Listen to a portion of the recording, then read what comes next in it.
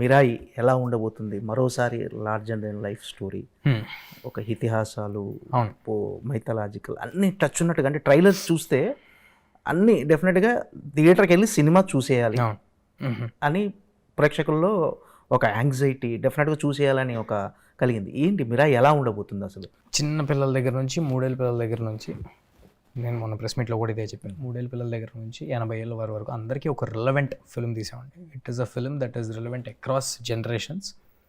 Fantasy, action, emotion, elevation, devotion అన్నీ కలిపి ఉన్న subject. And moreover extraordinary making, visual. మీరు ట్రైలర్ చూస్తే మీకు అర్థమవుతుంది. ఒక విజువల్గా ఒక కొత్త వరల్డ్.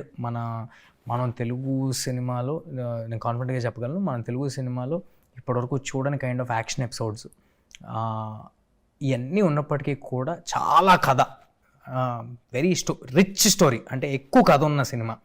ఇవన్నీ ఉన్నప్పటికీ మన కోర్ లెవెల్, ఒక తల్లి ఆశయం కోసం, తల్లి ఆశయాన్ని కొడుకు ఎలా తెలుసుకున్నాడు, తెలుసుకుని దానికోసం ఎంత దూరం వెళ్ళాడు అనే ఒక మన కల్చర్కి చాలా దగ్గరగా ఉండే ఒక ఎమోషనల్ ఫిల్మ్.